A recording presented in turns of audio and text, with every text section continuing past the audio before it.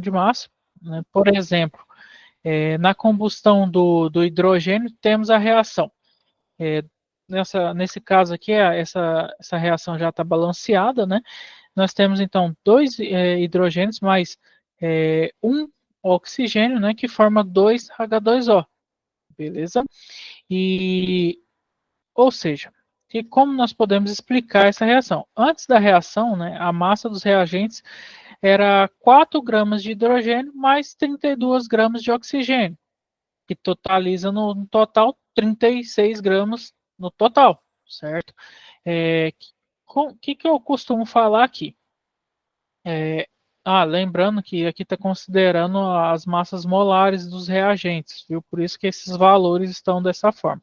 Mas poderia ser de outro valor, só esporádico, certo? Após a reação, a massa dos produtos formou 36 gramas de água, também totalizando 36 gramas no caso, confirmando, no caso, essa conservação de massa, ou seja, toda a massa que nós tivemos antes da reação, ela foi convertida na molécula de água, ou seja, tudo que entrou, saiu, certo? A segunda lei que eu venho comentar com vocês é a lei de proporções definidas. O que seria isso? Né? Ela foi formulada por Joseph Proust e estabelece que o composto químico tem uma composição fixa em massa, né? Ou seja, né, a razão entre as massas dos elementos em um composto é sempre a mesma, ok? Independente da origem do composto. Por exemplo, a água, né? Sempre contém 2 gramas de hidrogênio para cada 16 gramas de oxigênio, ou seja, a proporção sempre vai ser a mesma. Isso é explicado pela fórmula, né? Ou seja, nós temos duas moléculas de hidrogênio, né? Que cada hidrogênio equivale a 1 grama por mol, né? Que é as 2 gramas que está falando. E aqui nós temos uma molécula de oxigênio que vale 16 gramas de oxigênio. Como que a gente vê esses valores? Como a gente sabe? Na tabela periódica nos informa, certo? Que é a grama molar, gramas por mol de cada elemento, beleza? Uma demonstração das leis de proporções definidas é a seguinte. Se considerarmos, por exemplo, uma amostra de água obtidas de diferentes fontes, todas apresentarão a mesma proporção de massa, 2 gramas de hidrogênio e 16 gramas de oxigênio. Essa constância, no caso, ela é fundamental para a identificação de substâncias químicas e suas propriedades, certo? Que eu posso falar? Por mais que você tenha várias moléculas de água na sua reação, a reação acontecerá da mesma forma, da mesma proporção, que é 2 gramas de hidrogênio para 16 gramas de oxigênio. Se converterá dessa forma, entendeu? Enfim. A terceira regra, né, das leis ponderais é as leis de proporções múltiplas, né? O que seria isso? As leis de proporção múltiplas, ela foi proposta por John Dalton, né, e afirma que quando dois elementos formam mais de um composto, as massas de um elemento que se combinam com uma massa fixa do outro estão em uma razão de números inteiros simples. Né? Por exemplo, o carbono forma CO e CO2, beleza? Onde as massas de oxigênio em relação ao carbono estão em proporções simples, né? Mas que vai mudar a sua concentração de oxigênio que você vai ter nessa reação, beleza?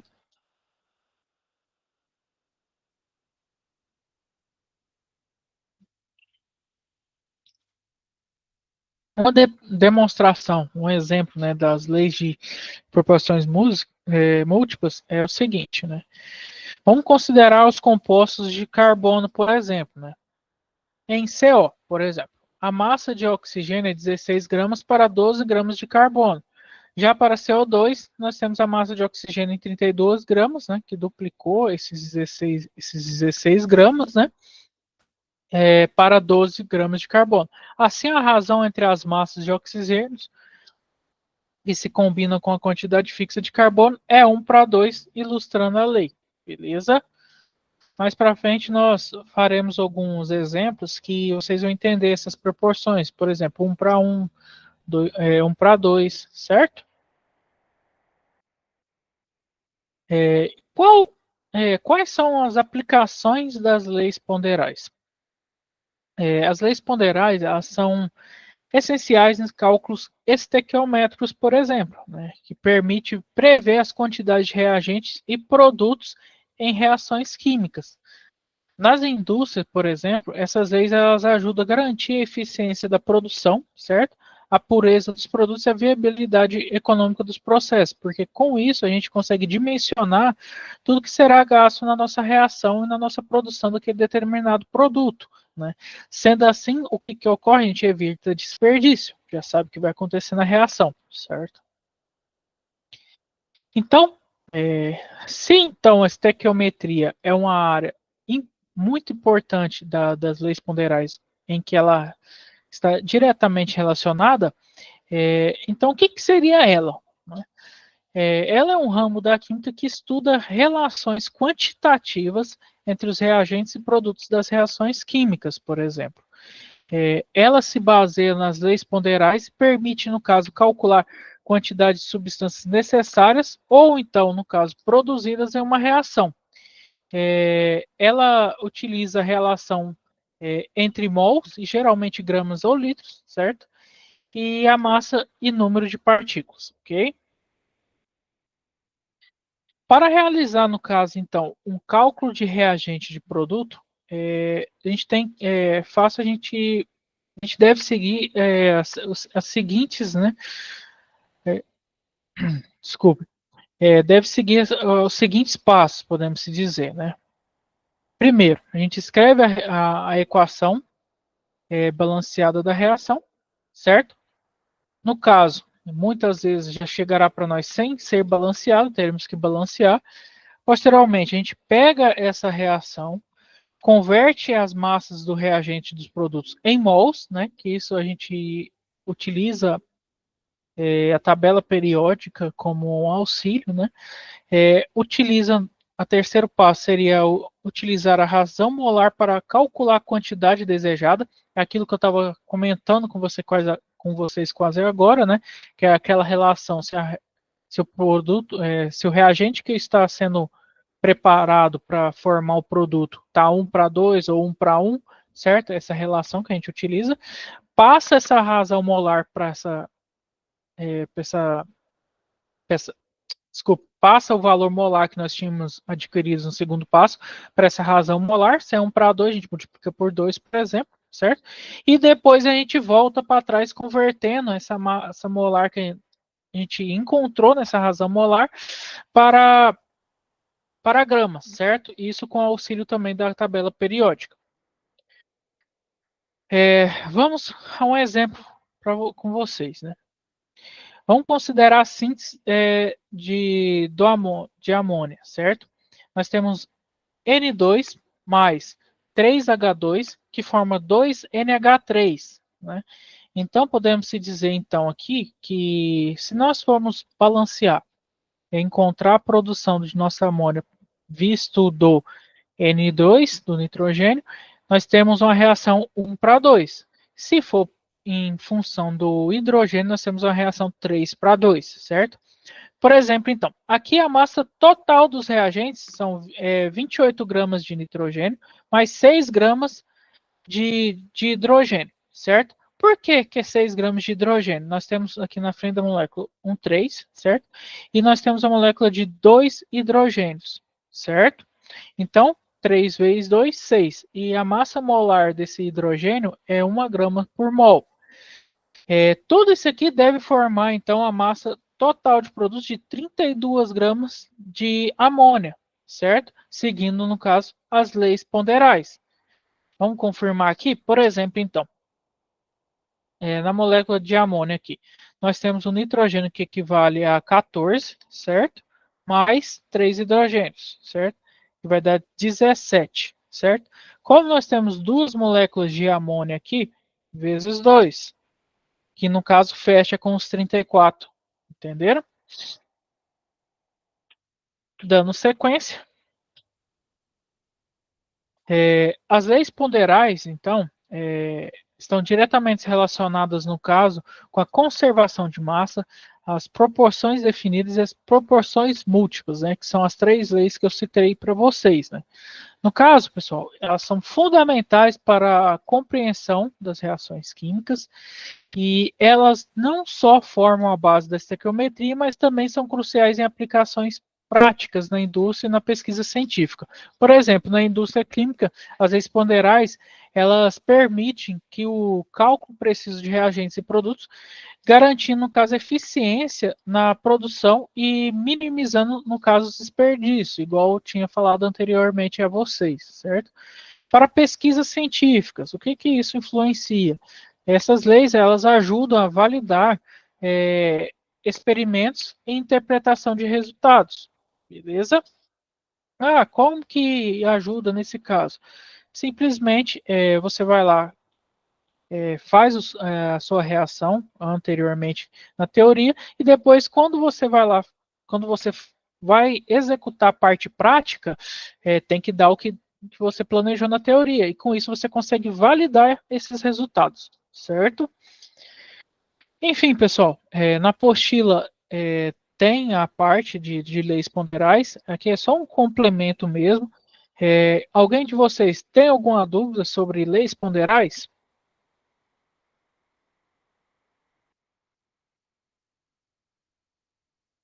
Bom, qualquer coisa, no fim da aula, vocês podem estar tirando dúvidas comigo. Vamos falar ao próximo tópico, que dá sequência às leis ponderais, né? Mas complementando esse tópico, que seria propriedades ligadas às transformações químicas, né? No caso, o que seria transformações químicas, né? As transformações, elas são, no caso, processos em que substâncias iniciais, conhecidas como reagentes, no caso, se formam em novas substâncias chamadas de produtos, certo? Esses processos, no caso, envolvem mudanças nas ligações químicas e nas propriedades dos materiais, no que resultam em uma substância com características diferentes, beleza? E quais são as classificações das transformações químicas, né? Elas podem ser classificadas das seguintes formas: reações de combustão, reações de precipitação, reações de ácido base, reações de redox. O que seria reação de combustão? São reações que envolvem oxigênio, geralmente resultando na liberação de energia. Um exemplo muito claro por exemplo, usinas de petróleo que na sua queima de petróleo você consegue gerar a energia, que é a combustão, certo? Reação de precipitação. O que seria? Acontece quando duas soluções reagem de forma que formam um sólido insolúvel, né? Por exemplo, talvez na formação de um sal, certo? Reações de ácido e base envolve a troca de prótons entre ácidos e bases, beleza? E reação de redox, que envolve a transferência de elétrons entre as substâncias, certo? E dentre as reações, o que seria a diferença entre umas propriedades físicas e químicas? Porque, como já citei até na aula passada, existem reações químicas e físicas, certo? Então, qual que seria a diferença entre as propriedades físicas e químicas, né? O que seria propriedades físicas? São características que podem ser observadas sem a composição da substância, como a densidade, cor, ponto de fusão, beleza? Já as propriedades físicas, químicas, desculpa, são características que descrevem como a substância reage com a outra, como, por exemplo, reatividade, estabilidade, acidez, reação de precipitação, reação que causa espuma, mudança de cor, dentre outros, beleza? Mudança de estado físico. O que seria isso? As mudanças do estado referem-se à transformação de uma substância de um estado físico para outro, como, por exemplo, um sólido para líquido, que acontece, por exemplo, um derretimento, né? Vamos citar a água aqui, né? Que quando está em forma de gelo, você deixa em temperatura ambiente, ele vai se tornar líquido de novo, derretendo, ok? Líquido para gás, que seria, no caso, por exemplo, evaporação, né? Quando você adiciona calor na água, por exemplo, ela vai virar vapor de água, certo? Essas mudanças, por exemplo, ocorrem quando a variação de temperatura e pressão, ok? É, é, algo que, como que eu posso falar aqui? É, a lei de conservação de massa também está relacionada também diretamente com as propriedades ligadas às transformações químicas, né?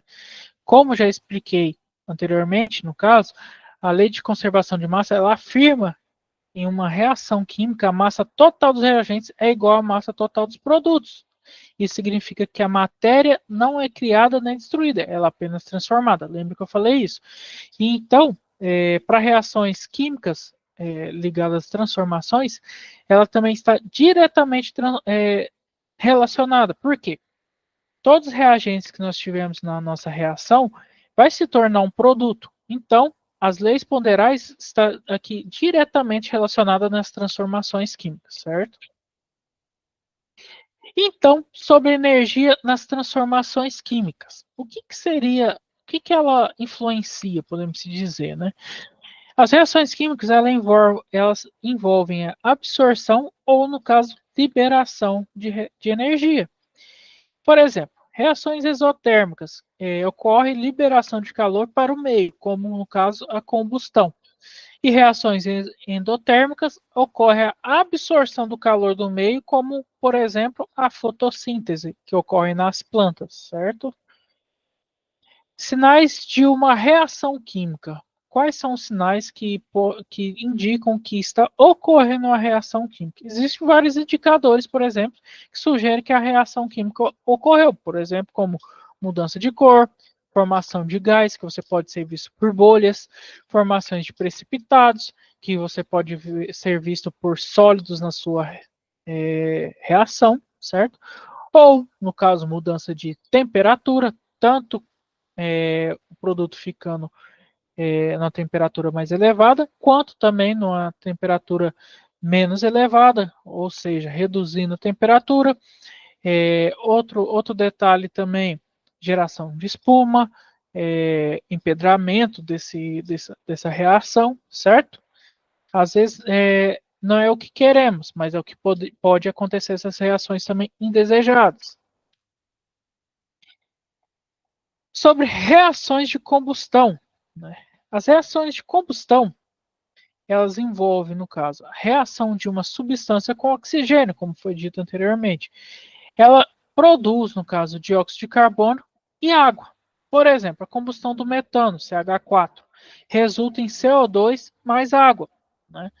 E, no caso, libera grande quantidade de energia nessa reação. Reações, por exemplo, de precipitação. As reações de precipitação, elas ocorrem quando duas soluções se combinam e formam um sólido insolúvel, conhecido como precipitado, beleza? Por exemplo, reação entre um cloreto de sódio, NaCl, e nitrato de prata, que é o AgNO3, resulta na formação de um cloreto de prata, certo? Que isso forma, no caso, que é um sólido, no caso insolúvel. Reações de ácido e base. Elas envolvem, no caso, a troca de prótons, né, que é H+, entre ácidos e base. Um exemplo clássico é a reação do ácido clorídrico com hidróxido de sódio, né, que é NaOH, que resulta, então, em água e cloreto de sódio, que é o sal comum convencional que vemos em cozinha, né? Reações redox. O que seriam as reações redox? As reações redox, elas envolvem a transferência de elétrons entre substâncias. Um exemplo é a oxidação de ferro, certo? Na presença de oxigênio, O2, formando um óxido de ferro, por exemplo. Essas reações são essenciais em processos como corrosão. Muitas vezes é o que ocorre quando, por exemplo, o ferro fica muito tempo em contato com a água, né? Você começa a corroer, né, aquele metal, ou em presença muito com, com ácido também, certo? Como as propriedades afetam as reações? No caso, as propriedades da substância, como solubilidade, reatividade, é, influenciam diretamente as transformações químicas. Isso que eu quero dizer, certo? Por exemplo, a solubilidade ela pode determinar a formação de precipitados, né? Enquanto a reatividade afeta a velocidade da reação. É dessa forma que essas duas propriedades que citei para vocês pode afetar em uma reação.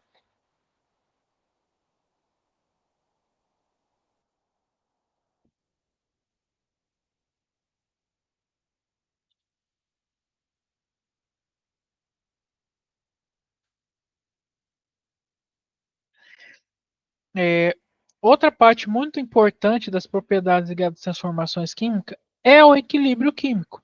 E o que seria o equilíbrio químico? Ele é um estado em que as concentrações de reagentes e produtos permanecem constantes ao longo do tempo. Isso ocorre em reações reversíveis, por exemplo, onde a taxa de formação dos produtos é igual à taxa de conversão dos produtos de volta aos reagentes, certo? É, outro ponto importante são os catalisadores. O que seriam os catalisadores? Eles são substâncias que aceleram reações químicas sem serem consumidas. Tem reações químicas, pessoal, que só ocorrerá com a presença de um catalisador, algo que faça com que essa reação aconteça, ela acelerará essa reação até que ponto que ela venha ocorrer. Fato que, se não tivesse esse catalisador, essa reação não ocorreria enquanto nós estivermos vivos, por exemplo. Né? No caso, eles reduzem como que eles funcionam? Eles reduzem a energia de ativação necessária, permitindo que as reações ocorram rapidamente. Um exemplo é o uso da platina em reações de síntese de amônia, beleza? Então, quais são os impactos das transformações químicas na indústria e no dia a dia? Nós podemos citar assim de exemplos clássicos, né, para transformações químicas. Né? Até o impacto significativamente nas áreas que são incluídas na fabricação de remédios, produção de alimentos e bebidas, processo de reciclagem com conservação ambiental também, beleza? Está muito relacionada a essas determinadas áreas. Então, resumindo, basicamente, o que seria essas propriedades químicas, transformações químicas? As transformações químicas, elas são fundamentais para entender como a matéria se comporta, beleza? E compreender suas propriedades e como elas interagem, sendo elas cruciais para aplicações práticas em diversas indústrias, ok? Bom, fechando esse segundo tópico,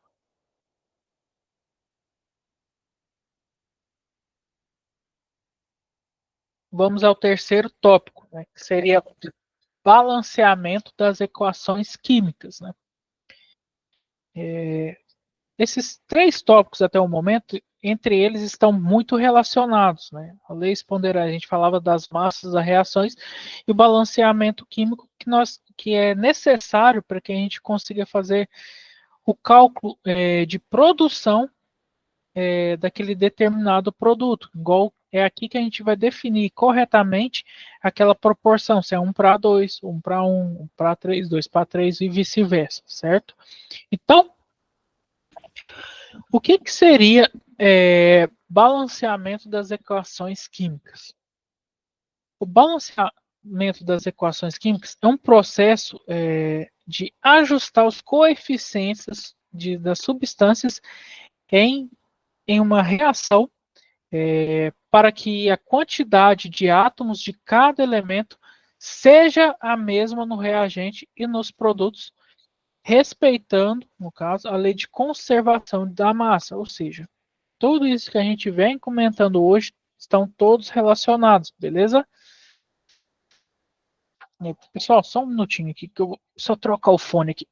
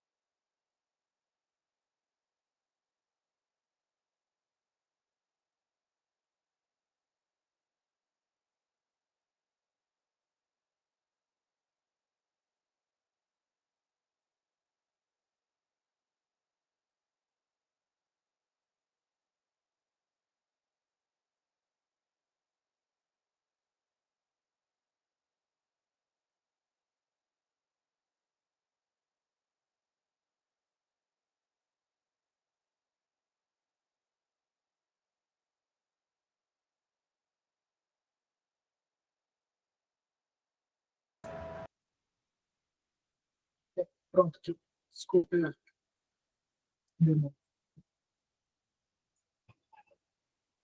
Ou seja, pessoal, como eu vinha citando a vocês, tudo que nós vemos comentando durante a aula de hoje estão totalmente relacionados entre ambos. Sem um ou outro, a gente não consegue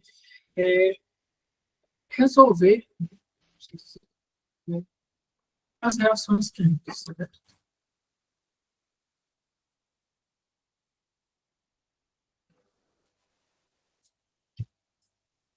Bom, por que é importante, no caso, balancear as equações químicas? Elas garantem que as reações estejam correta e siga, no caso, a lei da conservação de massa. Ela permite prever quantidades de reações, de reagentes e produtos, certo? A gente consegue dimensionar tudo que será gasto nessa reação. E é fundamental para cálculo estequiométrico em reações químicas, ok? Conceitos básicos. Reagentes, certo? Eu já citei para vocês anteriormente, que são substâncias que reagem. Produtos, que são substâncias formadas, certo? Coeficientes, né, que são os números que indicam a quantidade de cada substância na reação, beleza? E com isso vemos novamente a lei da conservação de massa, está relacionada a tudo. Passos para o balanceamento. Quais os primeiros passos? Primeiramente, nós devemos escrever a reação não balanceada, contar o número de cada elemento em ambos os lados, certo? Realizar o ajuste dos coeficientes para balanceamento dos átomos, certo? E verificar se todos os átomos estão balanceados. Ver se tudo que está sendo formado tem na parte dos seus reagentes, ok? Então, um exemplo, por exemplo, um exemplo é a combustão do metano. Aqui, nós temos a equação não balanceada, certo? Aqui, como que nós podemos fazer aqui? Seguinte, nós temos 4 moléculas de hidrogênio, certo? Na somatória dos produtos, nós temos 2. Então, já vemos que aqui não está balanceado. O que nós fazemos? Colocamos um 2 aqui na frente, que mostra aqui na equação balanceada, certo? Com isso, nós vamos ter 4 moléculas de hidrogênio e, no caso, consequentemente, teremos mais 2 de oxigênio. Aqui nós temos mais 2, ou seja, na formação dos produtos, nós temos, ao total, 4 moléculas de hidrogênio. Será que está certo com os reagentes? Aqui, ó. Anteriormente, nós não teríamos um 2 aqui na frente, teríamos apenas 2 oxigênios. Então, nós teríamos que colocar 2 oxigênios para que nós tivermos para que nós fornecemos a nossa reação 4 moléculas de oxigênio. Então, ou seja, o oxigênio agora já está balanceado. E a molécula de carbono? Nós só temos uma aqui do lado do produto. E só temos uma aqui do lado do nossos reagentes. Ou seja, já está balanceado. Então, é dessa forma que é feito o balanceamento. Beleza? Dando sequência, exemplo 2, uma reação de ácido e base. Por exemplo, a equação de uma balanceada que vemos aqui, nós temos HCl, NaOH, formando NaCl mais átomo, certo? A equação ela já está balanceada, pois no caso há um átomo de cada elemento em ambos os lados, certo? Ou seja, nós temos um cloreto, um cloro aqui do nosso reagente, forma apenas um cloro no nosso produto. Hidrogênio, nós temos 2 aqui do lado do nosso reagente, um aqui, outro aqui, que forma 2 hidrogênios do lado do nosso produto, beleza? Nós temos um oxigênio, no nosso produto também um oxigênio, um sódio e um sódio no nosso produto. Então, nossa equação já está balanceada. Quem dera fosse fácil, assim, toda vez, mas não é. Então, pessoal, deixo aqui para vocês uma dica para o balanceamento eficiente. Comece com elementos que apareçam em apenas uma substância em cada lado, beleza? Balanceie os elementos que apareçam em compostos complexos antes dos elementos que aparecem em estado livre, por exemplo. Verifique se o balanceamento dos átomos múltiplos, como oxigênio e hidrogênio, por último. Deixa o oxigênio e hidrogênio por último, ok? Exemplos comuns. Aqui nós temos a formação de água como exemplo. Nós temos aqui na equação não balanceada H2 mais O2, que forma H2O, certo? Que é a molécula de água. Como que é feito o balanceamento aqui? Nós temos 2 moléculas de hidrogênio. Teoricamente, ela já estaria balanceada com o hidrogênio que nós temos aqui no nosso reagente. No entanto, nós temos 2 moléculas de oxigênio nos nossos reagentes, no produto só teria uma, ou seja, nós temos que colocar um 2 aqui na frente. Colocando 2 aqui na frente, a gente acabou de desbalancear o nosso hidrogênio, certo? Porque agora nós temos 4 moléculas. O que então nós teremos que fazer? Colocar 2 moléculas de hidrogênio para a gente ter 4 moléculas ao total na nossa reação. Que no caso, então, fica balanceado dessa forma. Ou seja, no nosso reagente nós temos 4 moléculas de hidrogênio, nosso produto também agora. No nosso reagente nós temos 2 moléculas de oxigênio e no nosso produto também temos. Vamos a outro exemplo, né, que são de reações comuns. Vamos citar, por exemplo, a reação do carbonato de um carbonato com ácido. Então, nós temos CaCO3 mais HCl, que forma CaCl2 mais CO2 mais H2O. Vamos lá.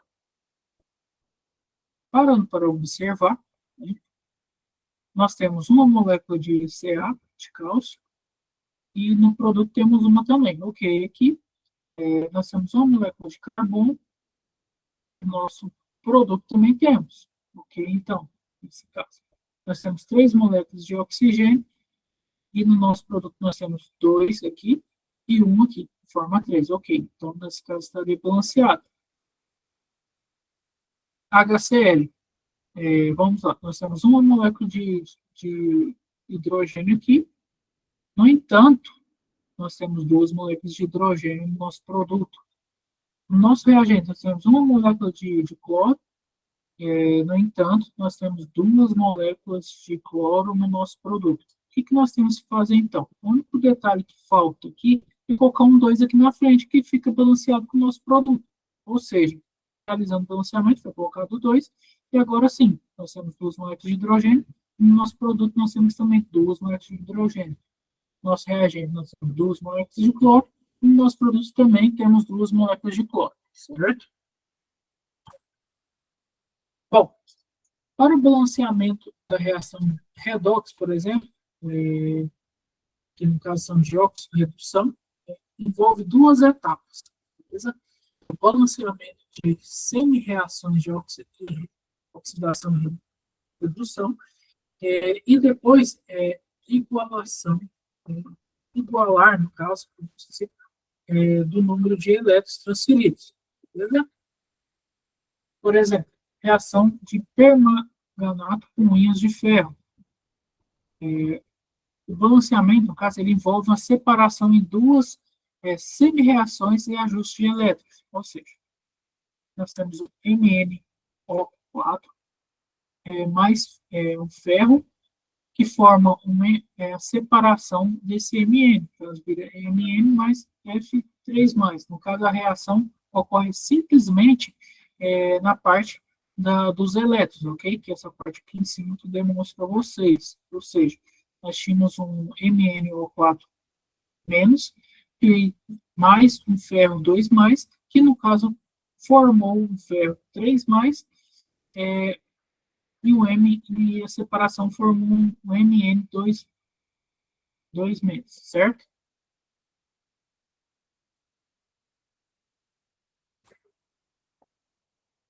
Erros comuns dos balanceamentos, o que geralmente ocorre? Né?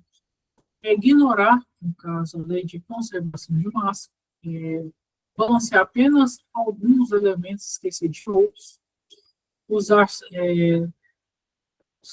subíndices em vez de coeficientes, no caso também, certo? É bom a gente estar evitando essas observações ditas aqui, essas observações que conseguiremos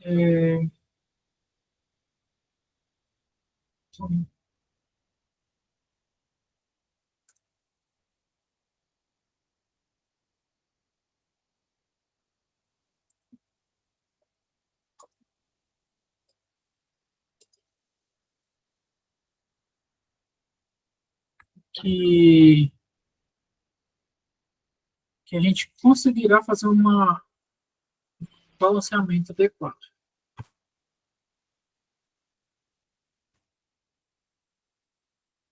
Bom, vamos para mais um exemplo de balanceamento químico. Né? Vamos tentar balancear, então, a seguinte equação. Beleza?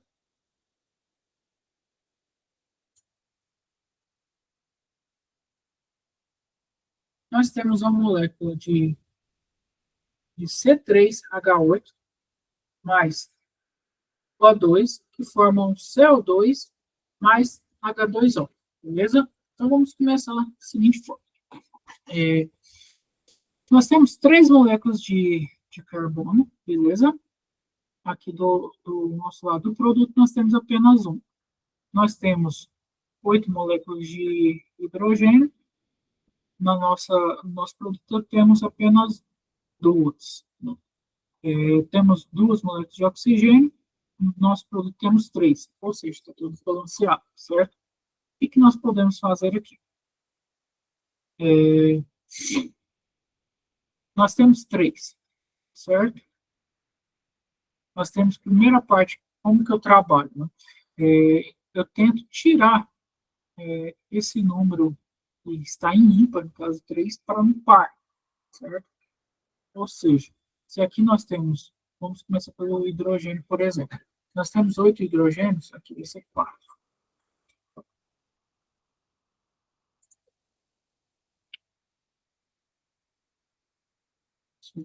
Vamos lá. Desculpa a letra aqui, vai ser um 4, certo? Então, agora nós temos 8 moléculas de hidrogênio e temos aqui 4 de oxigênio, que formam, no caso, aqui com essas duas, 6. Beleza? No entanto, nós temos 3 moléculas de carbono, certo?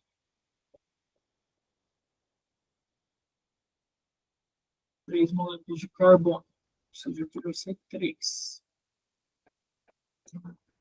Ou seja, aqui nós temos 3 moléculas de carbono e agora em vez de 4, 3 vezes 2, 6, mais 4, nós temos 10 moléculas de O2, certo? Então, isso é um 5. E assim fica balanceado nossa equação, certo? Vamos conferir?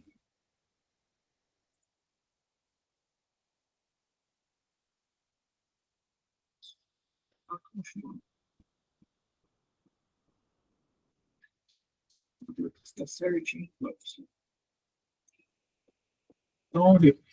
Então, no nosso reagente, nós temos um C3, no nosso produto temos 3 carbonos. Temos 8 hidrogênios, aqui nós temos.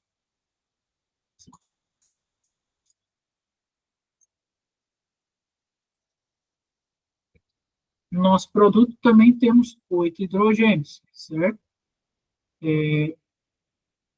Nós temos aqui sim 10 oxigênios, certo? Nós temos aqui 3 vezes 2, 6, mais 4 oxigênios, nós temos também 10 oxigênio, ou seja, essa equação está balanceada, beleza? E aqui a resposta, vamos conferir, ó, 4H2O para 3CO2 e 5 oxigênios, ok? Então, essa é a forma de balancear, ok? Então, pessoal, quais seriam as aplicações do balanceamento? O balanceamento, no caso, ele é essencial em diversas áreas, como no caso, os cálculos estequiométricos de laboratório, e industriais também, indústria química para produção em larga escala, no caso, análise de reações em biologia e farmacologia, beleza? Esses são os pontos que são mais utilizados nos balanceamentos químicos.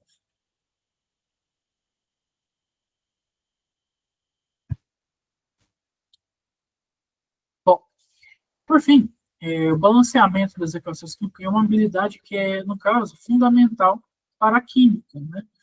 E tanto também para a biologia, como havia dito antes. Ela permite que nós compreendemos o que está acontecendo em uma reação química de maneira precisa, certo? E garante que as conservações de massa, por exemplo, sejam respeitadas. E com isso, a gente vai ter noção de que está sendo consumido também dentro de uma reação química. Isso é muito, por isso que é tão importante para a indústria química. Né? Isso está muito direcionado a custo de processo que ocorrerá. Enfim, eu trouxe agora para nós aqui alguns exercícios eu vou estar fazendo aqui com vocês, beleza? Para nós treinarmos, ok? E, e vai ser abordado da seguinte forma: são 8 exercícios, certo? Eu vou fazer algum com vocês, é, deixo o restante que eu não fizer para vocês treinar em casa, que pode ser que esteja alguns desses na prova, ok? Enfim, vamos começar com o primeiro, né? Deixa eu passar aqui para outro slide, melhor.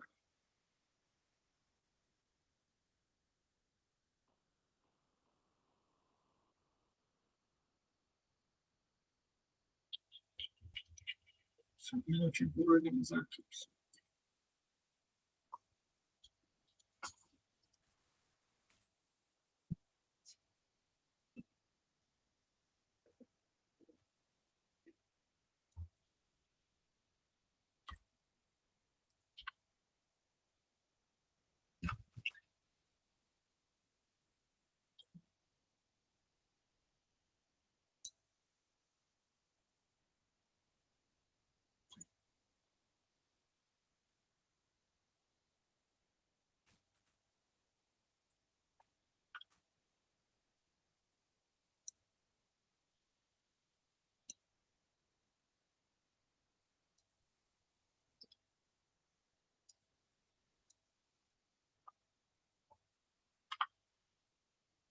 Só um minutinho.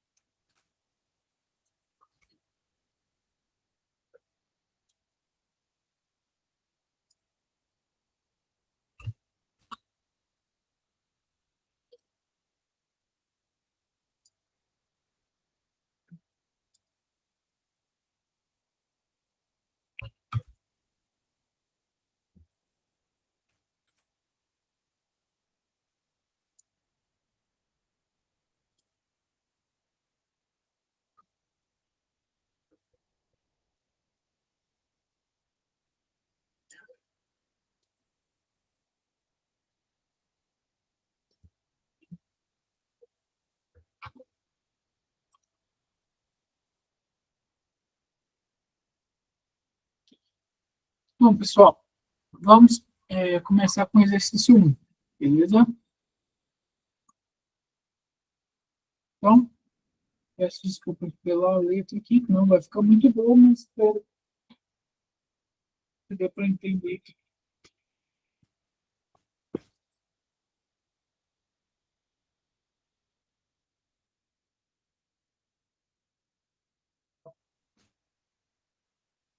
Vamos para o primeiro passo do exercício, o que seria? O balanceamento da equação química, certo? Ou seja, nós temos aqui, ó, dois oxigênios, ó, dois hidrogênios, desculpe, e dois oxigênios, certo? E está formando molécula com H2O, que no caso são dois oxigênios para um de oxigênio. Ou seja, aqui na frente tem que ter um 2, porque nos reagentes nós temos dois oxigênios, certo? Ou seja, então, beleza.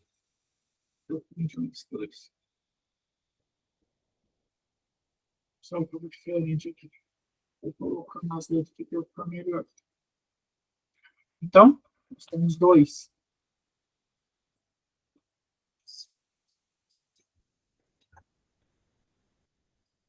Então, nós temos duas moléculas de H2O.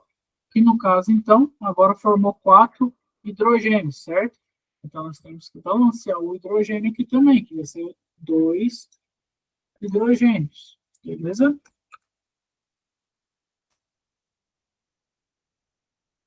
Então, forma, no caso, ao total, quatro moléculas de hidrogênio. Beleza? Então, pessoal, seguinte. Primeira coisa que eu costumo fazer nesse caso, o que está perdendo no exercício? Quantas gramas de água podem ser produzidas a partir de 4 gramas de hidrogênio? Ou seja, na reação, nós temos 4 gramas de hidrogênio. Então, a partir de 4 gramas de hidrogênio, quantas gramas de água será produzida, certo? Então, ou seja, começamos descobrindo a massa molar. Nós sabemos que cada hidrogênio equivale a 1 grama por mol, certo? Ou seja, ou seja, nós temos duas moléculas de hidrogênio, certo? Que é o H2. Então, nada mais é que vai ser hidrogênio mais hidrogênio, que no caso vai ser igual a 2 gramas par mol. Beleza? Então, pessoal, primeira coisa que nós temos que fazer é passar essa quantidade que nós temos em gramas de hidrogênio para mol, né? Então, então concorda comigo que nós temos a molécula de H2. Então, para cada 2 gramas de hidrogênio, nós temos equivalente a 1, beleza? Só que nós temos 4 gramas que o exercício falou para nós, beleza? Então, pessoal, quanto equivale 4 gramas em mol, beleza? Então, podemos definir que X vai ser igual a, no caso aqui, ó, se a gente fazer uma multiplicação cruzada aqui, ó, 4 vezes 1, 2 vezes x, então vai ser 2x. Né? Então, vai ser 4 dividido por 2, que então nos dará x equivale a 2 mols. Beleza? Aí vem o grande detalhe, pessoal. Nossa reação, nós temos uma reação 2 para 2, porque a molécula que nós temos aqui indicada no nosso exercício é o hidrogênio, ou seja, aqui, ó, duas moléculas de hidrogênio formam duas moléculas de água, certo? Ou seja, aqui, ó, nós temos dois que formam dois, simplesmente. Então, nós temos 2 mols, nós temos 2 mols de H2 e está formando X em água, certo?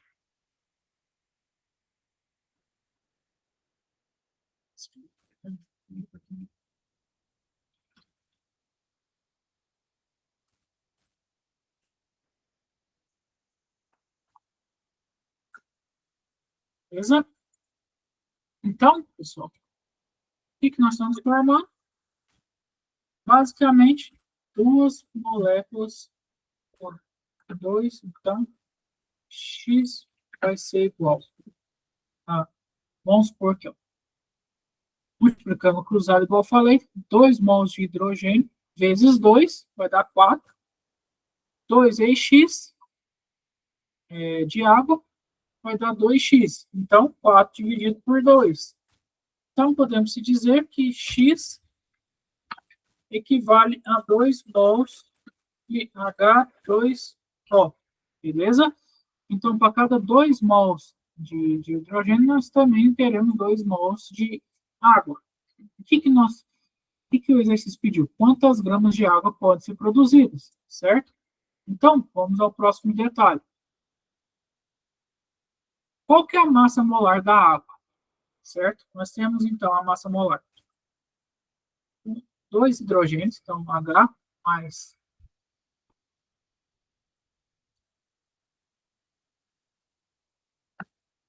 H mais um oxigênio, que no caso vai ser igual. A massa molar do oxigênio é 16 gramas por mol, certo? E nós temos 2 hidrogênios, que cada um vale 1, beleza? Então, o que nós podemos confirmar? Que a massa molar da água é 18 gramas por mol, beleza?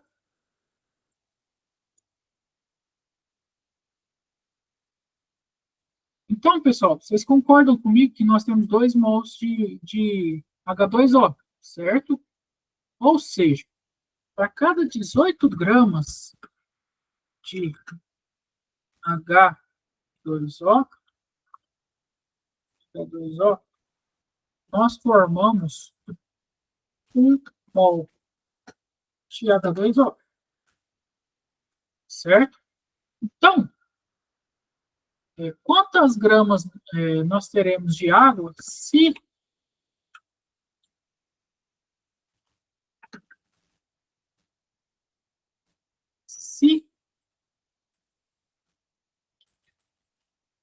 nós temos 2 mols de H2O? Então, pessoal, seguinte, vamos fazer a mesma multiplicação cruzada. 2 vezes 18, 1 vezes x. 1 vezes x vai ser x, certo? Então, x vai ser igual a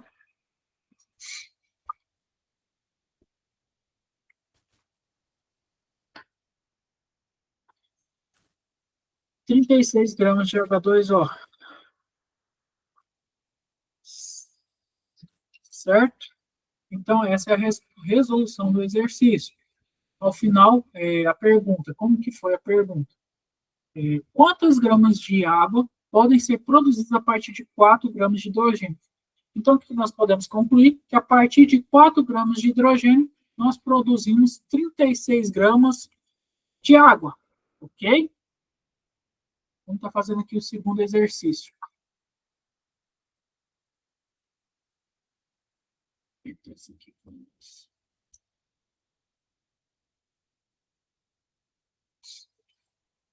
Primeiro ponto que deve ser feito, igual eu falei para vocês, é o balanceamento, beleza?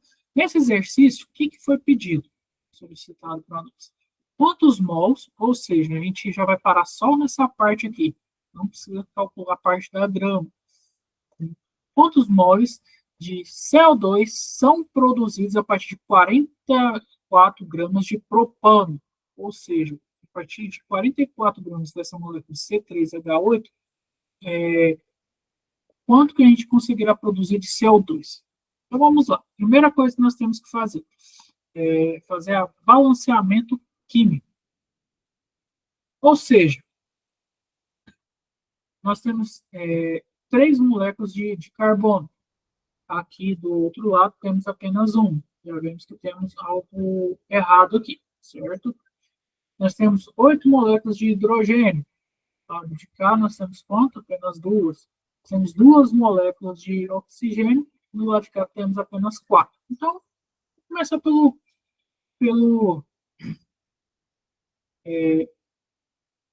temos apenas 3, desculpa, de oxigênio. Vamos começar deixando pelo carbono, beleza? Deixando ele estável. Então, para a gente deixar o carbono estável com seu reagente, quanto a gente precisa? 3, certo? Então, 3 aqui na frente.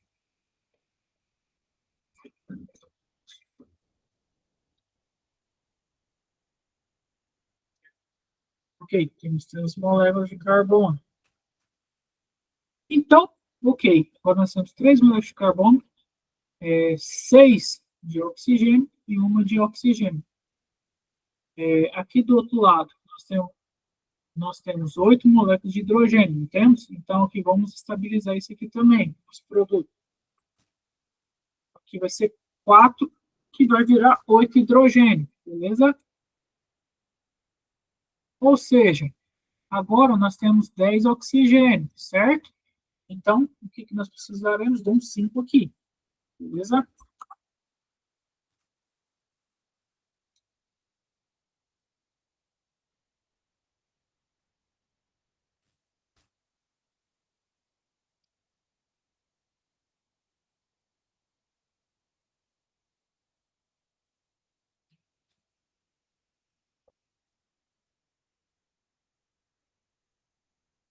Bom, isso. Enfim, nosso balanceamento ficou dessa forma.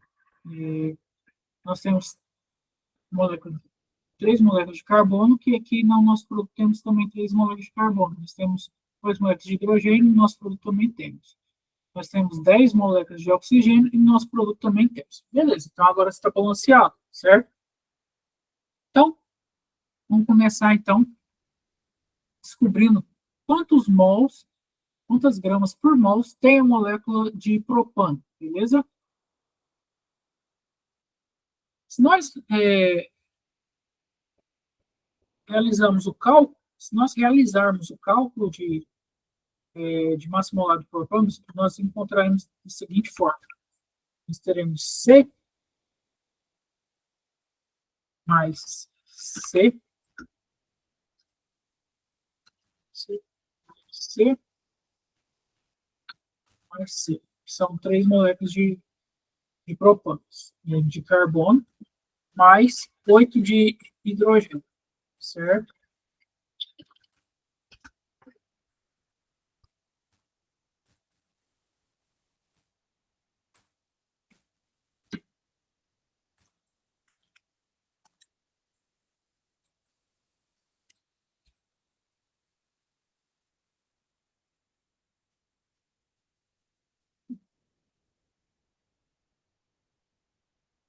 Beleza. Então, pessoal, o que isso equivale? Quanto que vale cada molécula de carbono? Cada molécula de carbono equivale a 12 gramas por mol. Então, nós temos 12 mais 12 mais 12 mais 1, e cada hidrogênio equivale a 1 grama por mol, mais 1,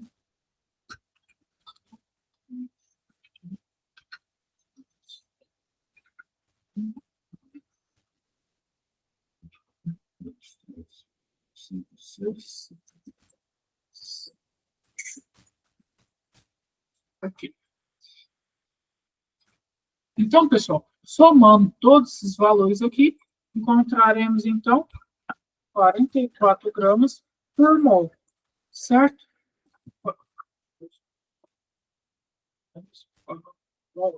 Beleza? Então, o que, que isso significa aqui para nós?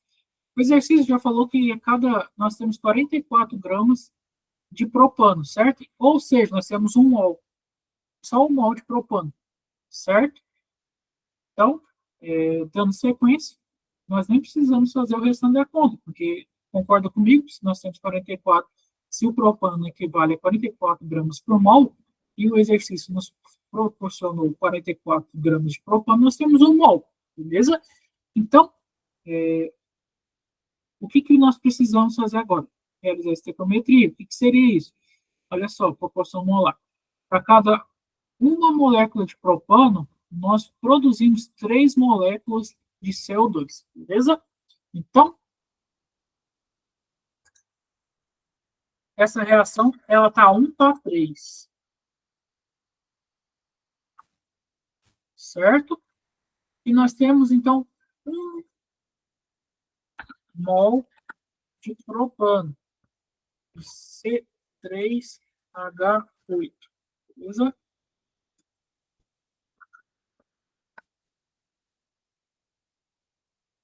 Que no caso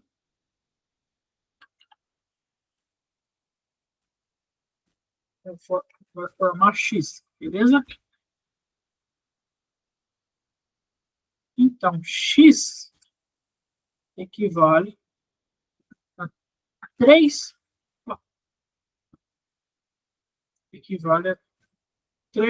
mols de CO2. E, por fim, já encerra esse exercício, porque o que foi solicitado foi quantos mols de CO2 são produzidos a partir de 44 gramas de propano. Ou seja, foi finalizado aqui esse exercício, ok?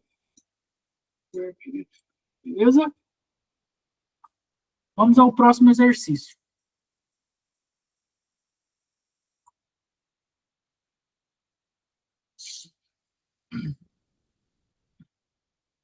O que pede aqui no nosso exercício? Esse aqui já é bem próximo do primeiro que nós realizamos quase agora. Quantas gramas de amônio podem ser formadas a partir de 14 gramas de nitrogênio? Ou seja, nós temos 14 gramas de nitrogênio aqui, certo? Então, quantas gramas será formado em amônio? Primeiro passo, pessoal, vamos pegar e balancear essa equação, beleza? Deixa eu fazer um pouco mais rápido. Nós temos 2 nitrogênios, aqui nós temos 1. Então, nós iremos colocar 2 nitrogênios, 2 moléculas aqui na frente, para nós balancearmos a equação com nitrogênio. E aí faremos, no caso, 6 hidrogênios, ok? No caso, teremos que colocar 3 na frente desse hidrogênio do reagente, beleza? Sequência.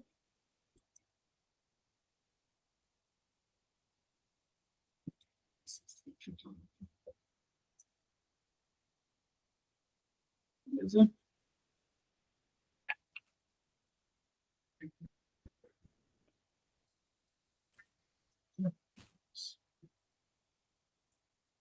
Pronto.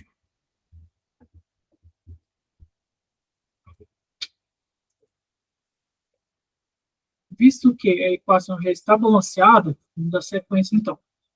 Quanto equivale a massa molar do N2, certo?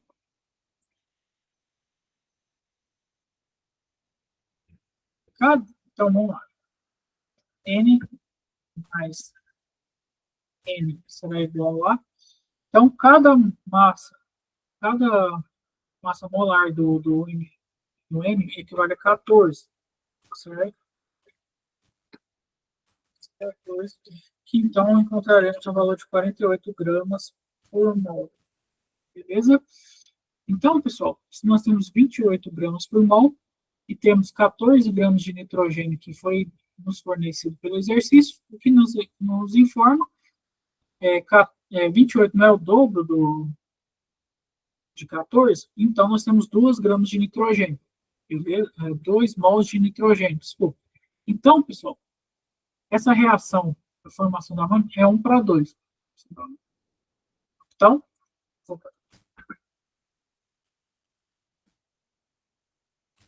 beleza. 1:2. E nós temos 2 mols de nitrogênio, certo?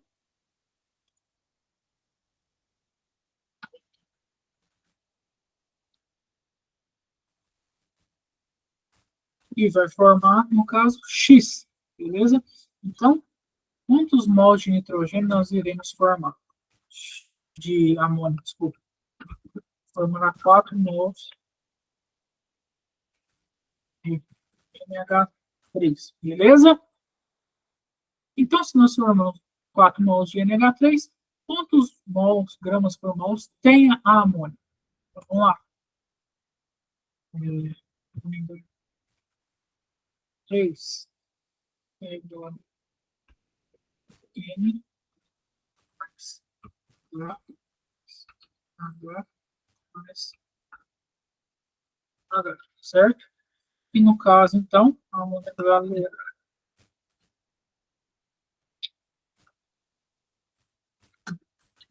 isso, 14, isso, isso.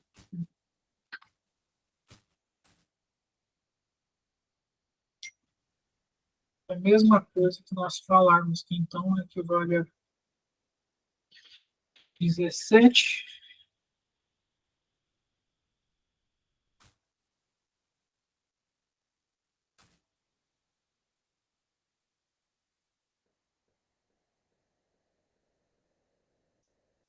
gramas por mol, certo?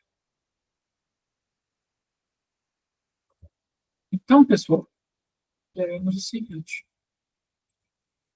se a cada 17 gramas de NH3 nós temos 1 mol, para 4, quantas gramas teremos?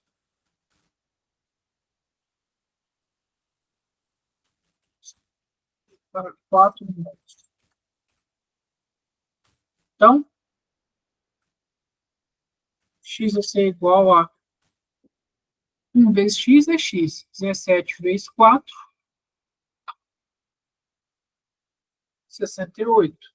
Então, para cada 4 mols de amônia, nós teremos 4 gramas de amônia.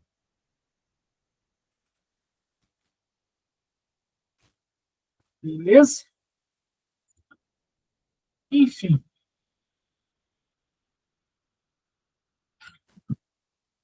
Esses são os exemplos, certo? São feitos dessa forma. Eu vou estar passando slide para vocês. Peço que estudem eles depois, façam em casa, treinem um pouquinho. E qualquer dúvida, pode estar passando depois no portal de vocês, que de certa forma a gente consegue tirá-los, ou na próxima aula, certo? Enfim, por hoje era isso que eu tinha para apresentar para vocês. E está finalizada a aula. Fico aqui à disposição para quaisquer dúvidas.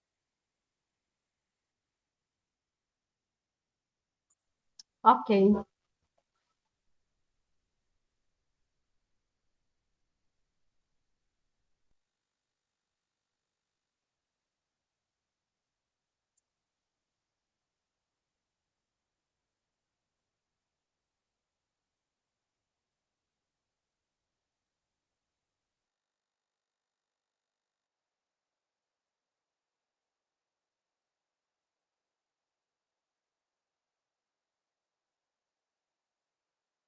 Bom, se ninguém tem nenhuma dúvida, até a próxima aula, pessoal. Tenham uma boa noite a todos. Boa noite.